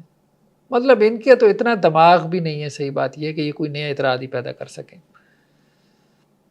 جنہیں ہم دیسی ملحدین کہتے ہیں۔ ان کا تو مطلب المیہ یہ ہے کہ کوئی نیا اعتراض بھی پیدا نہیں کر سکتے، پرانے اعتراضات وہی جو چلے آ رہے ہیں، جن کے جوابات پتہ نہیں 20 مرتبہ دیے جا چکے ہیں۔ تو اللہ سبحانہ و تعالیٰ نے کہا کہ یہ دیکھو کہ یہ ان کے لیے آزمائش بن گیا۔ اللہ نے قرآن کو آزمائش بنایا ہے۔ اللہ تعالیٰ تو خود کہتے ہیں یضل بہ کثیرا ویہدی بہ کثیرا، اس قرآن کے ذریعے اللہ تعالیٰ بہتوں کو گمراہ کرتے ہیں، بہتوں کو ہدایت دیتے ہیں۔ بہت جگہ پہ اللہ نے قرآن کو بالکل کلیئر کٹ رکھا ہے، اور بہت ساری جگہوں پہ اس کو آزمائش بنا دیا کہ بھائی ایمان لا کے دکھا دو، مجھے ایمان چاہیے تم سے، مجھے یہ مطلوب ہے۔ ہر چیز ہی اللہ تعالیٰ جو ہے وہ روشن دلیل کی طرح واضح کر دیں تو پھر اس کے بعد تو ایک طرح سے وہ جبر ہو گیا نا۔ اس لیے کہا گیا کہ اللہ نے خود قرآن کے اندر بعض آیات ایسی رکھی ہیں جو کہ متشابہ آیات ہیں، اور کہا کہ ان پہ ایمان لا کے دکھاؤ، ان پہ ایمان۔ اور کچھ آیات ایسی ہیں جو کہ محکم ہیں، وہ کتاب کی اصل اور جڑ ہے، ٹھیک ہے۔ تو محکم کے ساتھ متشابہ کیوں رکھی گئی؟ اس لیے تاکہ انسان کی آزمائش مقصود ہے، اور آزمائش کے لیے تو اللہ نے پیدا کی ہے کہ آپ کمرہ امتحان میں ہیں۔ نیکسٹ آیات میں اللہ تعالیٰ یہ کہہ رہے ہیں کہ قیامت والے دن ہر شخص اپنے لیڈر کے ساتھ ہوگا۔ فرمایا یوم ندعو کل اناس بامامہم، کہ جس دن ہم ہر قبیلے کو اس کے امام کے ساتھ، اس کے لیڈر کے ساتھ بلوائیں گے۔ پولیٹیکل لیڈرز کھڑے ہوں گے، یہ سکندر اعظم ہے، یہ نپولین بوناپارٹ ہے، یہ ہٹلر ہے، یہ چرچل ہے، یہ ٹونی بلیئر ہے، یہ اوباما ہے، یہ کلنٹن ہے، یہ بش ہے، یہ بش جونیئر ہے، یہ بش جو ہے وہ سینئر ہے، سارے لیڈرز اور ان کے جو فالورز ہوں گے، جو ان کے لیے جو ہے وہ جانیں دینے والے، سب کچھ قربان کرنے والے۔ ہمارے ہاں دیکھ لیں تو یہ بھٹو صاحب ہیں، یہ ضیاء الحق صاحب ہیں، جنرل ایوب خان ہیں، عمران خان ہیں، یہ نواز شریف ہیں، یہ زرداری صاحب ہیں، یہ مولانا فضل الرحمان صاحب ہیں، یہ سارے لوگ، سارے لیڈر، پولیٹیکل لیڈرز۔ اسی طرح مذہبی لیڈرز کو بھی آپ لے لیں، وہ بھی اپنے فالورز کے ساتھ، یہ پیر پگاڑو ہیں، یہ فلانے پیر ہیں، یہ فلانے اپنے فالورز کے ساتھ جمع ہوں گے، اور جہاں ان کا لیڈر جا رہا ہوگا وہیں ان کے سارے فالور جا رہے ہوں گے۔ تو اللہ تعالیٰ کہہ رہے ہیں کہ اس دن کامیاب وہ ہوگا کہ جس کو اس کا اعمال نامہ اس کے دائنے ہاتھ میں دیا گیا، تو وہ اپنا اعمال نامہ پڑھیں گے۔ ان لوگوں کے اوپر کوئی ظلم نہیں ہوگا۔ ہاں، ومن کان فی ہذہ اعمی فہو فی الآخرۃ اعمی، جو دنیا میں اندھا بنا رہا نا وہ آخرت میں بھی اندھا ہی رہے گا۔ دنیا میں اندھا بنا رہا، دیکھ بھال کے نہیں چلا، بس ایسی بلائنڈ فالوئنگ، جس نے کوئی نعرہ لگایا خوشنما قسم کا نعرہ، اس کے پیچھے چل پڑا، ساری زندگی اسی میں گزر گئی، اللہ اور اس کے رسول کی طرف، دین کی طرف کوئی توجہ ہی نہیں ہے، تو وہ آخرت میں بھی اندھا بن کے اٹھے گا۔ وَأَضَلُّ سَبِيلًا، اور وہ رستے سے، صحیح رستے سے بہت دور بھٹکا ہوا۔ نیکسٹ آیات میں اللہ سبحانہ و تعالیٰ جو ہے وہ نمازوں کی اہمیت کو بیان کر رہے ہیں کہ نمازوں کو ادا کریں، خاص طور پہ فجر کی نماز۔ کہا گیا کہ نماز قائم کرو سورج ڈھلنے سے لے کے، یعنی ظہر کی نماز سے لے کے رات کے اندھیرے تک، 4 نمازیں آ گئیں سورج ڈھلنے سے لے کے، زوال سے لے کے رات کے اندھیرے تک، ظہر، عصر، مغرب اور عشاء، وقرآن الفجر، اور فجر کا قرآن پڑھنا۔ فجر کی نماز کا علیحدہ سے ذکر کیا اور اس میں قرآن کا ذکر کیا، کیونکہ فجر میں اس لیے لمبی تلاوت کی جاتی ہے، اور ساتھ میں قرآن نے یہ بھی کہا کہ ان قرآن الفجر کان مشہودا، فجر کے قرآن میں جو ہے وہ فرشتے حاضر ہوتے ہیں، یعنی فجر کے وقت فرشتے جو ہے وہ حاضر ہوتے ہیں، وہ لکھتے ہیں کہ فجر کی نماز میں کون حاضر ہے کون نہیں ہے، خاص طور پہ جماعت کی نماز میں۔ تو جب اللہ کے پاس وہ رجسٹر لے کے جائیں تو آپ کا نام لکھا ہوا ہو۔ تو فجر کی نماز کا خاص طور پہ اہتمام کرنا ہے، جماعت کے ساتھ پڑھنا، بلکہ بعض روایتوں میں یہ بھی ہے کہ جس نے رات کی نماز جماعت کے ساتھ پڑھ لی تو اس کو نصف رات قیام کا ثواب ملے گا، اور جس نے فجر بھی جماعت کے ساتھ پڑھ لی تو ایسی ہے جیسے وہ ساری رات کھڑا رہا۔ نیکسٹ آیات میں قرآن کے شفا ہونے کا بیان ہے۔ یہ مضمون پہلے بھی گزر چکا کہ اللہ سبحانہ و تعالیٰ کہہ رہے ہیں کہ دیکھو ہم نے قرآن اتارا، ما و شفا و رحمت للمؤمنین، اور یہ شفا ہے اور اہل ایمان کے لیے رحمت ہے۔ شفا کس معنی میں؟ ظاہری بات ہے جو روحانی بیماری ہوتی ہیں، جو دل کی بیماری ہیں، ٹھیک ہے، امراض القلوب جنہیں ہم کہتے ہیں، ان کے لیے دل کی جو ڈیزیزز ہیں، اسپرچول ڈیزیزز، حسد ہے، تکبر ہے، ٹھیک ہے، نفاق ہے، کفر ہے، عجب ہے، تو اس کے لیے یہ قرآن مجید کیا ہے؟ شفا ہے۔ قرآن کو پڑھیں، قرآن کو سمجھیں، قرآن پہ عمل کریں، قرآن کو پھیلائیں، اس کو عام کریں، اس کی دعوت دیں، اور اس کے احکامات کو نافذ کرنے کے لیے جدوجہد کریں۔ تو یہ ہے قرآن کے ساتھ تعلق، تو یہ قائم کریں تو یہ قرآن تمہارے لیے شفا بن جائے گا۔ جسمانی بیماریوں سے بھی شفا ہے، نو ڈاؤٹ، جسمانی بیماریوں سے بھی شفا ہے۔ سورہ فاتحہ کے بارے میں آتا ہے کہ وہ جسمانی بیماریوں سے بھی شفا ہے اور روحانی بیماریوں سے بھی شفا ہے۔ تو اگر تم بیمار ہو روحانی اعتبار سے، جسمانی اعتبار سے، قرآن پڑھو، قرآن کے ساتھ اپنے تعلق کو مضبوط کرو، بھلے چنگے ہو جاؤ گے۔ نیکسٹ آیات میں روح کا بیان ہے۔ اصل میں یہودیوں نے آپ صلی اللہ علیہ وسلم سے 3 سوال کیے تھے، ان میں سے ایک سوال یہ تھا کہ روح کیا ہے، دوسرا سوال یہ تھا کہ اصحاب کہف کون تھے، تیسرا سوال یہ تھا کہ ذوالقرنین کون ہے۔ تو پہلے سوال کا جواب تو یہاں پہ آ گیا کہ روح کیا ہے۔ دوسرے جو 2 سوال تھے کہ اصحاب کہف کون تھے یا یاجوج ماجوج کون تھے، دوسرے جو 2 سوال تھے کہ اصحاب کہف کون تھے یا ذوالقرنین کون تھے، اس کا جواب سورہ کہف میں آیا۔ تو اے نبی صلی اللہ علیہ وسلم آپ سے روح کے بارے میں پوچھتے ہیں تو آپ ان کو کہہ دیں کہ روح امر ربی ہے، میرے رب کا حکم ہے، اور تمہیں روح کے بارے میں بہت تھوڑا علم دیا گیا، بہت تھوڑا علم، اللہ نے زیادہ علم نہیں دیا، تو زیادہ تم اس کے بارے میں علم حاصل بھی نہیں کر سکتے، بس اتنا جان لو کہ یہ تمہارے رب کا حکم ہے۔ جیسا کہ اللہ سبحانہ و تعالیٰ نے آدم علیہ السلام کا پتلا بنایا اور پھر اس کے اندر جو ہے وہ اپنی روح پھونک دی، اللہ کی طرف اس کی جو نسبت ہے یہ اضافت تشریفی ہے، یعنی شرف کے لیے اللہ نے اپنی طرف جو ہے وہ اس کی نسبت کی کہ میں نے اپنی روح پھونکی۔ اپنی روح سے مراد یہ نہیں ہے کہ اللہ کی روح، یعنی اس معنی میں اللہ کی روح کہ جیسے ناقۃ اللہ، اللہ کی اونٹنی، اب اس سے مراد یہ تھوڑی ہے کہ اللہ تعالیٰ اس پہ سواری کرتے ہیں، مطلب اس اونٹنی کو شرف بخشنے کے لیے اس اونٹنی کی نسبت اللہ کی طرف کر دی گئی۔ اسی طرح سے بیت اللہ، اللہ کا گھر ہے، اس کا مطلب یہ تھوڑی ہے کہ اللہ تعالیٰ اس گھر میں رہتا ہے، مطلب اس گھر کو شرف بخشنے کے لیے اس کی نسبت اللہ کی طرف کر دی گئی۔ تو وہ روح اللہ کی روح تھی، یعنی اس روح کو اللہ کی طرف نسبت کی گئی، وہ اللہ نے پھونکی آدم علیہ السلام میں، تو وہ اللہ کا کیا ہے؟ حکم ہے، امر ربی ہے، میرے رب کا حکم ہے۔ علامہ ابن قیم علیہ الرحمہ نے روح کے حوالے سے کتاب لکھی جس میں روح کے بارے میں کچھ معلومات کو جمع کیا، لیکن ان کا بھی سورس کو کتاب و سنت نہیں ہے، کیونکہ کتاب و سنت میں تو روح کے بارے میں بہت کم معلومات ہیں، نہ ہونے کے برابر ہیں۔ انہوں نے بیسیکلی نیک لوگوں کے جو خواب ہیں ان کو سورس بنایا، اپنے زمانے اور پہلے کے زمانے کے جو نیک لوگوں کے خواب تھے، جس میں انہوں نے جو ہے وہ پچھلے لوگوں سے ملاقات کی، جو گزر چکے تھے، جو فوت شدگان تھے، وہ خوابوں میں آتے تھے اور ان سے ملاقاتیں ہوتی تھیں، پھر وہ ان سے پوچھتے تھے، جو گفتگو اور کنورسیشن ہوتی تھی۔ اب ظاہری بات ہے اس کو ہم یہ نہیں کہہ سکتے کہ وہ کوئی اتھینٹک سورس ہے، لیکن بہرحال اور سورس چونکہ ہمارے پاس نہیں ہے تو ایک پاسبل سورس کے طور پہ جو معلومات حاصل ہو سکتی ہیں تو اس میں صحیح غلط ہر قسم کا امکان ہے، اس اعتبار سے اس کو اسٹڈی کر لے تو اس میں کوئی حرج نہیں ہے۔ نیکسٹ آیات میں وہی مشرکین مکہ کا ایک جو مطالبہ ہوتا تھا، اور خاص طور پہ مکی صورتوں میں وہ بار بار بیان ہوتا ہے کہ وہ آپ صلی اللہ علیہ وسلم سے کہتے تھے کہ آپ ہمیں فلاں معجزہ دکھا دیں، یہ میریکل دکھا دیں، ہم ایمان لے آئیں گے۔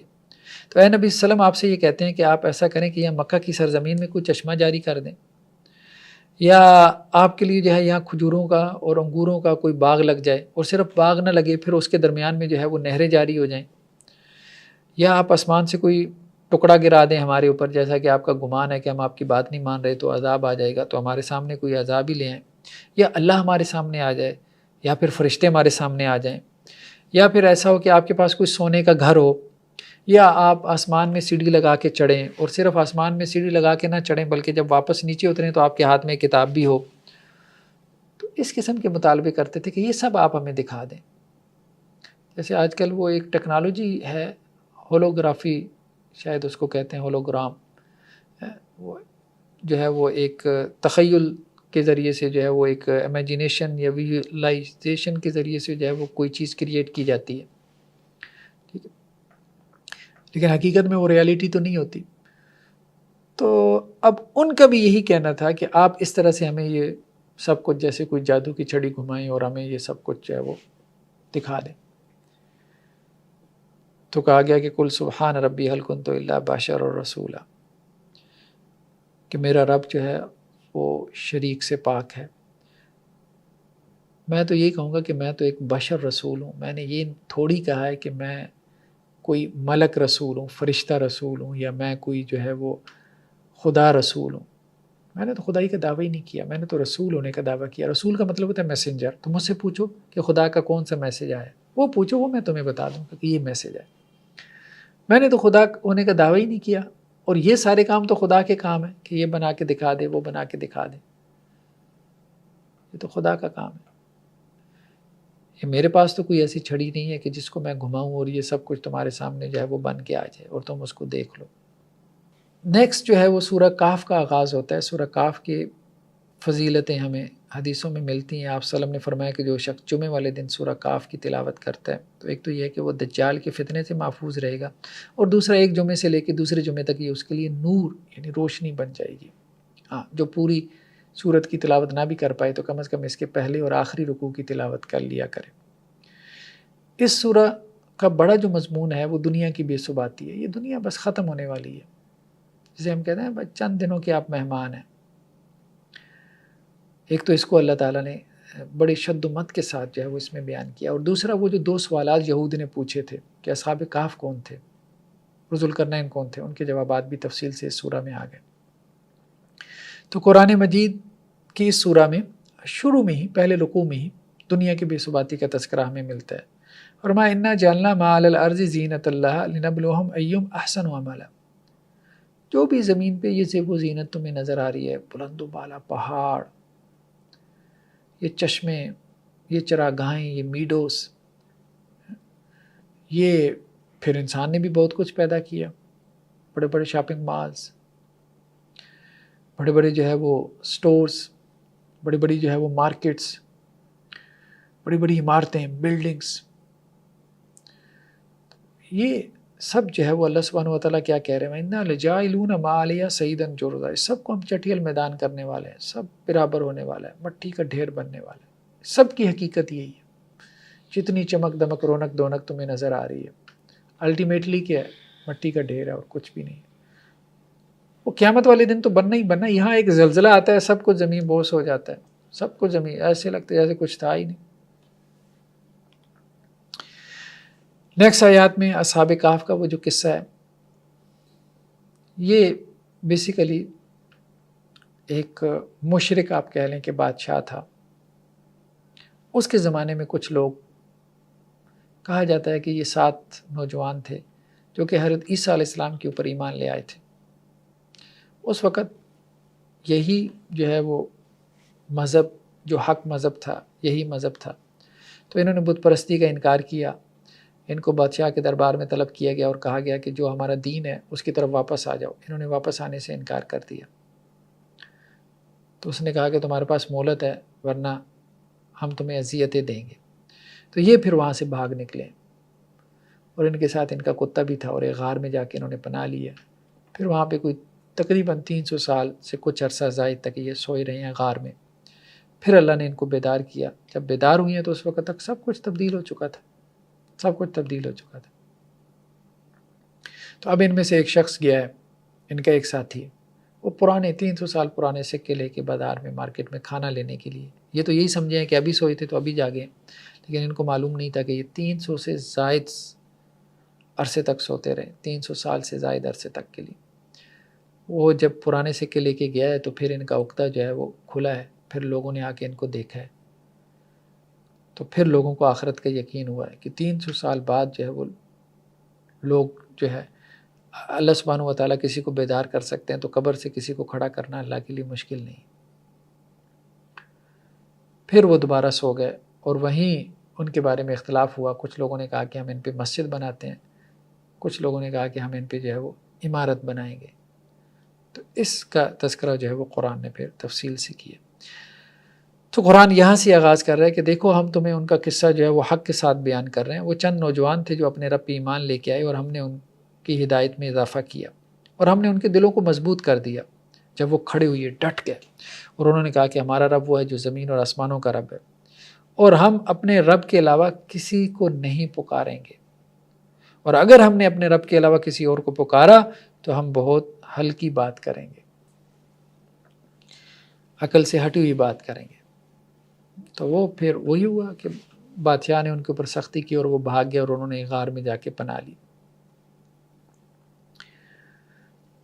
اب ہمارے ہاں یہ ہوا بعد میں،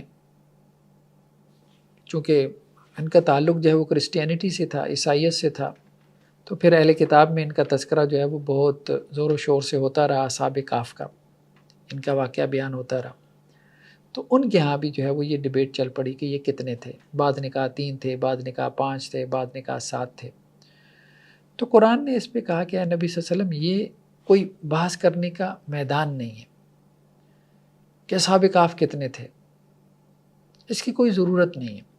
اس بحث کے اندر آپ نہ پڑھیں، وہ اہل کتاب پڑھیں، ان کو پڑھے رہنے دیں.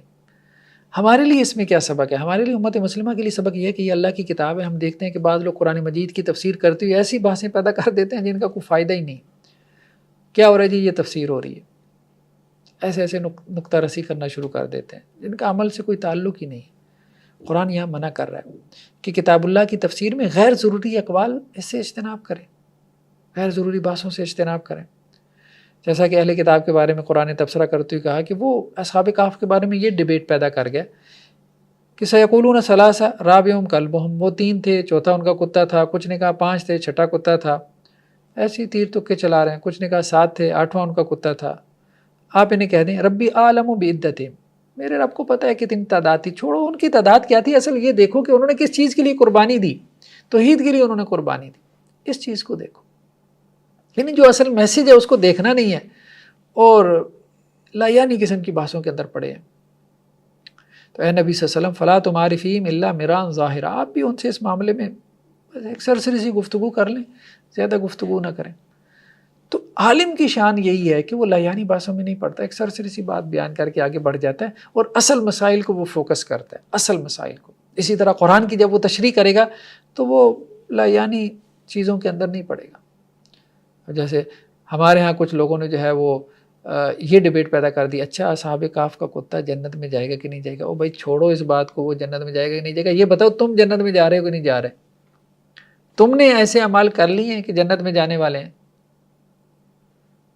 تو اللہ نے تم سے وہ پوچھنا ہے تم کن چیزوں میں پڑ گئے ہو کہ کتا جنت میں جا رہا ہے کہ نہیں جا رہا ہے. یہ باتیں لے کے لوگ بیٹھے رہتے ہیں ہمارے یہاں. بعض اوقات جو ہے وہ ٹی وی کے اوپر بھی آپ دیکھتے ہیں، ٹاک شوز میں بھی ایسی لایانی قسم کی باتیں ہو رہی ہوتی ہیں جن کا کوئی سر پیر ہی نہیں ہوتا، کوئی تعلق نہیں آپ کی عملی زندگی سے، آپ کی جنت جہنم سے، سوسائٹی کی اصلاح سے. ولا تستفت فیہم منہم احدا، اور اللہ تعالیٰ کیا کہہ رہے ہیں؟ آپ ان سے اس کے بارے میں پوچھے بھی نہ.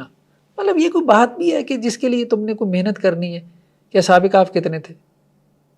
تو اس لیے اس قرآن مجید کی تفسیر میں بھی کچھ چیزیں ایسی ہیں جن کے پیچھے پڑھنے کی ضرورت ہی نہیں ہے، پڑھنے کی ضرورت ہی نہیں ہے.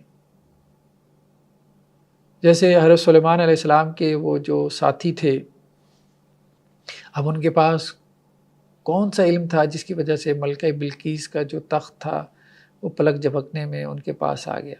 بھائی اگلی آیات میں جو چیز بیان ہو رہی ہے، جو اللہ کا مقصد تھا وہ کیا تھا کہ رسول اللہ علیہ السلام نے شکر ادا کیا اس نعمت کے اوپر۔ یہ دیکھو جو تمہارے پاس نعمتیں ان پہ اللہ کا شکر ادا کر رہے ہو کہ نہیں؟ اللہ نے تمہیں بہت سارے جو ہے وہ ایسے تختوں سے، ایسی صلاحیتوں سے نواز رکھا ہے۔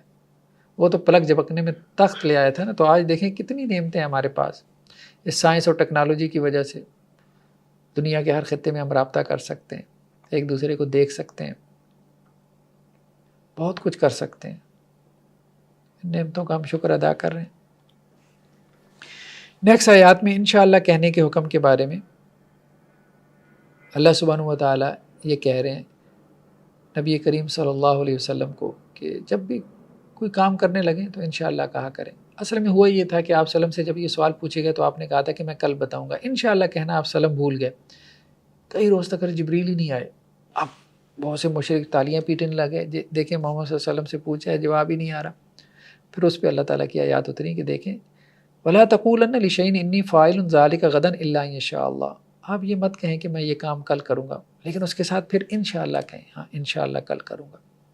اور اگر جو ہے وہ آپ بھول جائیں وَاذْكُر رَبَّكَ إِذَا نَسِيتَ، جب یاد آئے اس وقت کہہ دیں، تو انشاءاللہ ضرور کہنا چاہیے۔ جو کام ہے ظاہری بات ہے اللہ کے اذن سے ہو رہا ہے، اللہ کے حکم سے ہو رہا ہے، میں کیا ہوں، میری کیا حیثیت ہے۔ نیکسٹ آیات میں یہ بات کہی جا رہی ہے کہ اصل میں جو باقی رہنے والی چیز ہے وہ انسان کے نیک اعمال ہیں۔ دنیا کی چیزیں یہ تو ختم ہو جائیں گی، جیسے آپ صلی اللہ علیہ وسلم فرمایا کہ انسان کا مال، جیسے انسان فوت ہوتا ہے تو سب سے پہلے اس کا مال ہے جو اس سے علیحدہ ہو جاتا ہے، پھر اس کے رشتہ دار ہیں، ریلیٹیوز ہیں، وہ کم از کم قبر تک اس کو چھوڑ کے آتے ہیں، لیکن قبر میں دفنانے کے بعد وہ بھی اس سے علیحدہ ہو جاتے ہیں۔ اب باقی کون رہ گیا؟ اس کا تیسرا ساتھی، اور وہ اس کے اعمال ہیں۔ صرف اعمال اس کے ساتھ قبر میں باقی ہوتے ہیں۔ تو قرآن بھی یہاں پہ یہی بات کہہ رہا ہے کہ دیکھو المال والبنون زینت الحیات الدنیا، مال اور بیٹے دنیا کی زندگی ہے، دنیا کی خوبصورتی ہے، ٹھیک ہے، انسان اس کے لیے ایفرٹ کرتا ہے، کوشش کرتا ہے، ہر آدمی اپنے کیریئر بنانے میں لگا ہے، اچھے سے اچھا گھر بنانے میں لگا ہے، اپنی اولاد کا کیریئر بنانے میں لگا ہے، اولاد حاصل کرنے کی جو ہے وہ ایفرٹ کر رہا ہے، اپنا گھر بنانے میں ہر انسان لگا ہے۔ تو ایسے میں ظاہری بات ہے ایک مولوی صاحب یہ تو کہنے سے رہے کہ خود تو اپنا گھر بنا رہے ہوں لیکن دوسروں کو کہہ رہے ہوں کہ تم ایسا نہ کرو، لیکن اصل میں قرآن کا فوکس کیا ہے؟ قرآن کا فوکس یہ ہے کہ دیکھو بات یہ کہ یہ سب ٹھیک ہے کرتے رہو، لیکن زندگی کا مقصد نہ بناؤ، ان کو اپنے دماغ پہ سوار نہ کرو، اس کو اپنا آبجیکٹیو یا گول، لائف کا گول نہ بناؤ۔ والباقیات الصالحات خیر عند ربک ثوابا وخیر عملا، دیکھو باقی رہنے والی جو چیزیں ہیں وہ کیا ہیں؟ وہ نیک اعمال ہیں، نیک اعمال ہیں، جیسے سبحان اللہ الحمدللہ ولا الہ الا اللہ واللہ اکبر، ان کے بارے میں آتا ہے حدیث میں کہ یہ وہ کلمات ہیں کہ جن کا اجر باقی رہنے والا ہے۔ تو نیک اعمال، ایسے نیک اعمال کرو جو باقی رہنے والے ہیں، جو تمہارے ساتھ جائیں گے۔ باقی آپ صلی اللہ علیہ وسلم نے فرمایا کہ انسان کہتا ہے میرا مال میرا مال، اس کا مال کیا ہے؟ جو اس نے کھا پی لیا، آپ نے کھا پی لیا بس نکال دیا، یا اس نے پہن لیا پرانا کر دیا، یہ کپڑے ہیں بس 2-4 سال چلیں گے، 5-7 سال چل جائیں گے، پرانے ہو جائیں گے، باقی تو اس کا مال نہیں ہے، اس کے وہ رسا کا مال ہے، وہ مرتا نہیں ہے تو اس کی چارپائی کے گر جائے جھگڑے شروع ہو جاتے ہیں، اگر کچھ مال چھوڑ کے جائے تو جھگڑے شروع ہو جاتے ہیں، نہ چھوڑ کے جائے تو اولاد کے تانے ہی ختم نہیں ہوتے، شکوے ہی نہیں ختم ہوتے، چھوڑ جائے تو ان کے جھگڑے ختم نہیں ہوتے، ابھی اس کو دفنانے کی تیاری ہو رہی ہوتی ہے تو ان کے جھگڑے شروع ہو جاتے ہیں، یعنی اس بیچارے کے بارے میں کسی کو خیال نہیں ہوتا ہے کہ اس کا کوئی حساب کتاب ہونے والا ہے، ہم اس کے لیے کوئی دعائیں مغفرت کریں، ہاں بھائی کتنا چھوڑ کے گیا ہے، اس میں سے ہمارا کتنا حصہ بنتا ہے، بلکہ اب تو اولاد تو جو ہے وہ ایسی چیز ہے کہ زندگی میں ہی کیلکولیٹ کرنا شروع کر دیتی ہے کہ ابا جان اب مریں گے تو میرے حصے میں کیا آئے گا، زندگی میں کیلکولیٹ کرنا شروع کر دیتی ہے، اور انسان اس اولاد کی خاطر اپنا سب کچھ لگا دیتا ہے۔ اس لیے کہا گیا کہ دیکھو ٹھیک ہے اولاد کا کرنا ہے، اللہ نے ایک نظام بنایا ہے، لیکن انسان کو اللہ نے راستہ بھی تو دکھانا ہے نا، دین کا کرو، دین کا کرو جو اصل میں باقی رہنے والا ہے، باقی رہنے والا، اور آخرت تمہاری بن جائے گی تو تمہاری اولاد کی بھی کام آئے گی وہ آخرت۔ تو نیکسٹ آیات میں کہا جا رہا ہے کہ اللہ کے مقابلے میں شیطان اور اس کی ذریت کو اپنا دوست نہ بناؤ۔ تو یہ وہی قصہ آدم و ابلیس کہ جب اللہ تعالیٰ نے فرشتوں سے کہا کہ تم آدم کو سجدہ کرو تو سب نے سجدہ کیا سوائے ابلیس کے، تو کان من الجن، ابلیس جنات میں سے تھا۔ یہاں پہ ایک نقطہ بیان کیا گیا کہ ابلیس جنات میں سے تھا، جنوں میں سے۔ ففسق عن امر ربی، تو اس نے اپنے رب کے حکم کی نافرمانی کی، تو اس نے سجدہ نہیں کیا، وہ اکڑ گیا۔ وہ پہلے پیدا کیا گیا تھا آدم علیہ السلام سے، اور پھر وہ آگ سے پیدا کیا گیا تھا، تو اس لیے اس نے کہا کہ جی آگ تو اوپر جاتی ہے، مٹی نیچے جاتی ہے، میں کیوں آدم کو سجدہ کروں؟ اللہ کو تو کر لوں، اس کو کیوں کروں؟ تو یہ بعض اوقات مسئلہ پیدا ہوتا ہے۔ لیکن بعض اوقات والدین بھی کیا کرتے ہیں، والدین بھی اپنی اولاد میں سے ایک اولاد کو کہتے ہیں کہ اس دوسرے کی بات مانو، تو وہ کہتا ہے میں آپ کی تو مانوں، اس کو کیوں مانوں؟ تو کہتا ہے تم میری اولاد ہو اس لیے مانو، میں تمہیں کہہ رہا ہوں۔ تو یہاں پہ بھی اب ظاہری بات ہے اس کو یہ آزمائش تو آئی ابلیس کو، لیکن وہ اس آزمائش میں پورا نہیں اترا۔ خدا، ظاہری بات ہے خدا اس کا خالق تھا، یہ بات وہ مان رہا تھا، اس کا مالک تھا، اس کا کریٹر تھا، اسے یہ بات ماننی تھی۔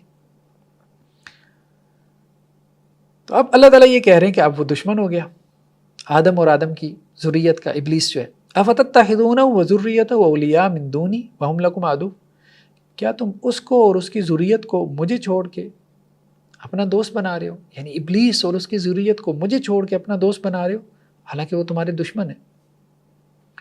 تو بہت ہی برا ہے کام ہے جو تم کر رہے ہو، بہت ہی برا کام ہے۔ تو یہ اللہ تعالیٰ کہہ رہے ہیں کہ اس کو دیکھو کہ کیوں تم ان کو جو ہے وہ اپنا دوست بنا رہے ہو اللہ کے مقابلے میں۔ تو اگر اللہ کی دوستی ہے تو ظاہری بات ہے ابلیس اور اس کی ذریت کی دوستی نہیں ہو سکتی، اور اگر اس کی دوستی کے پیچھے جا رہے ہو تو ظاہری بات ہے اللہ کو پیچھے چھوڑ رہے ہو، اللہ سے اعراض کر رہے ہو۔ نیکسٹ آیات میں اللہ سبحانہ و تعالیٰ یہ کہہ رہے ہیں کہ جس نے قرآن مجید سے نصیحت نہ حاصل کی تو اس نے اپنی آخرت تباہ کر دی، وہ ظالم ہے۔ دیکھیں مولوی صاحب نے تقریر کی، آپ کو نصیحت نہیں ملی، چلیں ٹھیک ہے، کبھی کسی کی بات اچھی لگتی ہے، کبھی نہیں لگتی، کبھی کسی کی بات سے انسان کو نصیحت حاصل ہوتی ہے، کبھی نہیں ہوتی، لیکن کسی کو قرآن کی آیات پڑھ کے سنائی گئیں اور اس نے پھر بھی نصیحت نہ حاصل کی تو وہ ظالم ہے۔ کہا گیا کہ اس سے بڑا ظالم کون ہے کہ جسے قرآن کی آیات پڑھ کے نصیحت کرائی گئی اور پھر اس نے منہ موڑ لیا، یعنی قرآن کی آیات سن کے منہ موڑ لیا، یعنی عمل نہیں کرنا۔ وَنَسِيَ مَا قَدَّمَتْ يَدَاهُ، اور جو اس نے آگے بھیجا تھا اس کو وہ بھول چکا تھا، یعنی اپنے کرتوت۔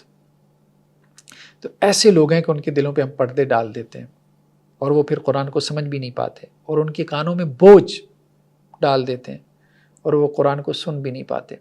آپ انہیں ہدایت کی طرف پکاریں گے تو وہ کبھی بھی ہدایت کے راستے پہ نہیں آئیں گے۔ دیکھیں اللہ نے آپ کو صلاحیت دی ہے کہ کوئی چیز آپ کے سامنے آئے تو آپ اس کو پہچان لیں، ہاں بھئی یہ حق ہے، یہ باطل ہے۔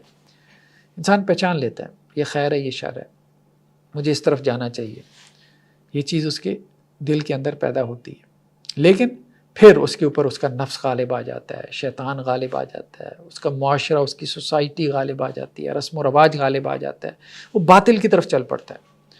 اب اس نے اپنی صلاحیت کو استعمال ہی نہیں کیا، تو اب کیا ہے، اب اللہ تعالیٰ اس کے دل پہ جو ہے وہ پردے ڈال دیتے ہیں۔ اچھا میں نے تمہیں یہ صلاحیت دی تھی، تم نے اس کی قدر ہی نہیں کی، تو اب یہ صلاحیت تمہاری ہم تم سے چھین لیتے ہیں۔ جس چیز کی تم قدر ہی نہیں کر رہے تو ہم تم کو وہ نعمت کیوں دیں؟ وہ صلاحیت چھیننے کا مطلب ہی یہ ہے کہ اس کے دل پہ پردے ڈال دیے گئے۔ ظاہر بات ہے صلاحیت ہی چھین گئی حق اور باطل میں فرق کرنے والی، جس کے ذریعے سے وہ ڈفرینشیٹ کر رہا تھا گڈ اینڈ ایول میں، وہ صلاحیت ہی اللہ نے وہ ایبلٹی چھین لی، تو اب وہ ایک طرح سے پردہ ہی پڑ گیا اس کے اوپر۔ اس سے بڑا ظالم کون ہے کہ جسے اللہ کی آیات کے ذریعے نصیحت کروائی گئی اور پھر اس نے اس سے اعراض کیا۔ تو بہرحال قرآن جب بھی پڑھا جائے تو انسان ممکن حد تک سے جو ہے وہ اس سے نصیحت حاصل کرنے کی کوشش کرے، اپنے آپ کو باادب کرے،